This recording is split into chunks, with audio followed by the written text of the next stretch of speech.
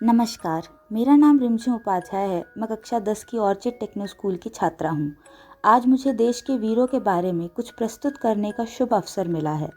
मैं उनकी निष्ठा को अपनी कविता प्रतिज्ञा द्वारा प्रस्तुत करना चाहूँगी। वह चरम प्रतिज्ञा कराया, प्रतिभा के स्वर्णिम पन्नों पर अपना नाम वह अंकित कराया। वह अभेद कवच है भारत का, मृत्यु को उसने हरा दिया। वह धूप की किरणों से लड़कर मन में ज्वाला उत्तेजित कर, अपनी प्रतिज्ञा फलीभूत कर, बैरी की दीप्ति क्षीण कर कीर्ति का शंख बजाया। वह मातृभूमि पर आत्मोत्सर्ग तन मन को भू पर वर आया। अपने मन के ही सांचे में रंगीन सपने भराया। वह शूरवीर चैतन्य चित्त, निर्भीक निडर निर्भय निशंक, संबंध न्यौछावर कराया। वह खुद को मिट्टी पर वराया। जीवन के अंतिम क्षणों में भी तुम उसे मुस्काता पाओगे। वह मृत्यु को भी जीत कर प्रतिज्ञा सफल कराया। तब जाकर वह देश का गौरव कहलाया। उठो उठो ए अमर सपूतो, अब जागो सिंह सा नाद करो। जो खुद को भारत पर वराया, तुम उस पर तो विश्वास करो। आओ आज सब करे प्रतिज्ञा, मातृभूमि पर वरने की। यही अभीष्ट सिद्धि है, मन आनंदित करने की। देश, जिसे हम स्वदेश, मातृभूमि, माता अलग अलग नामों से पुकारते हैं, पर क्या असलियत में इसके मायने समझते हैं? इसके असली मायने तो वे समझते हैं जो हर दिन सरहद पर इसकी मिट्टी के खातिर अपना बलिदान देते हैं। इन्हें हम फौजी, सैनिक, सिपाही, जवान भी कहते हैं।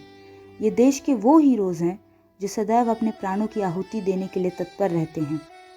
कश्मीर की खतरनाक घाटियों से लेकर सियाचिन के जानलेवा सर्दी तक सरहदों पर ये वीर तैनात रहते हैं।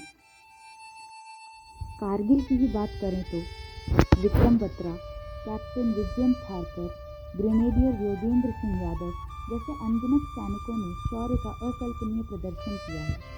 26/11 के समय जब 15 पुलिस वालों सहित 2 NSG कमांडोज ने देशवासियों की रक्षा के लिए खुद को आत्मोत्सर्ग कर दिया, जिनमें हेमंत करकरे, अशोक कामते, इंस्पेक्टर विजय सालेस्कर, ASI ओम्बले, शशांक शिंदे और मेजर संदीप उन्नीकृष्णन जैसे अनेक नाम शामिल थे, तब लोगों का हृदय अत्यंत दुख से भर आया।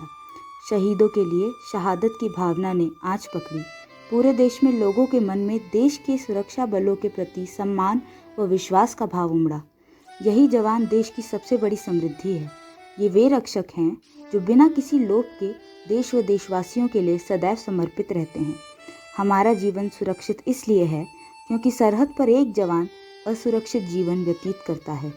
As well said, our flag does not fly because the wind moves it, but it flies with the last breath of each soldier who died protecting it.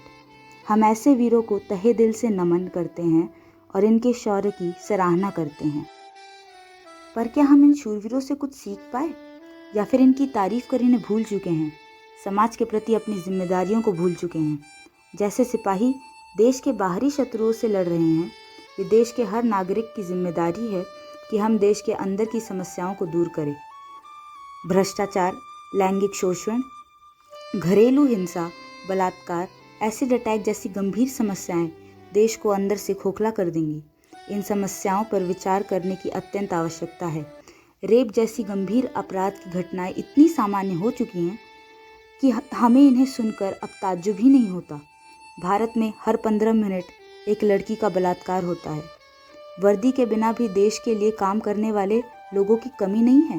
ये साहसी लोग अपनी जिम्मेदारियों को पूर्ण रूप से निभाते हैं। लक्ष्मी अग्रवाल, अनमोल रॉड्रिगेज जैसी निडर एसिड अटैक सर्वाइवर्स ने अपने चेहरे को अपनी पहचान नहीं बनने दी है, बल्कि फैशन डिज़ाइनिंग और मॉडलिंग की दुनिया में शोहरत हासिल की और अपनी जैसी दूसरी महिलाओं के लिए प्रेरणा बनी। माया विश्वकर्मा, रुक्मिणी रॉय और राजा राम मोहन रॉय जैसे अनेकों ने महिला सशक्तिकरण के लिए अद्भुत काम किए। लक्ष्मी नारायण त्रिपाठी, एक ट्रांसजेंडर ने समाज के तानों को झुठलाते हुए अपनी नई पहचान बनाई और समाज के लिए सराहनीय काम किए। अन्ना हजारे जैसे भ्रष्टाचार विरोधी समाज सेवकों की जितनी तारीफ करें उतनी कम है।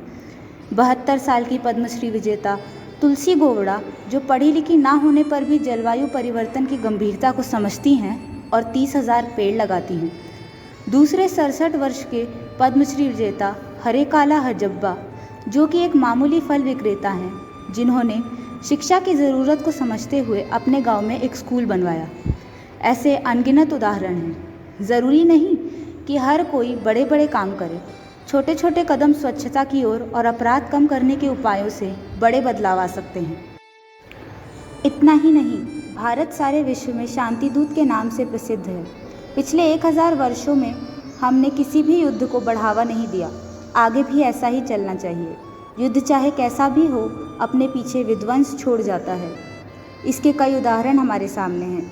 युद्ध का अंत कभी खुशहाल नहीं हो सकता। अगर अब इस सदी में विश्व युद्ध फिर हुआ तो आज कई देशों के पास इतने आधुनिक हथियार हैं कि देश के देश तबाह हो जाएंगे। इसलिए विश्व में शांति का संचार अत्यंत आवश्यक है, जिसमें भारत ने सदैव विश्व शांति के लिए पहल की है और आगे भी करता रहेगा। आखिर में हर उस मनुष्य को अभिनंदन जो बड़े बदलावों के लिए अपने योगदान निडरता से देते हैं। धन्यवाद।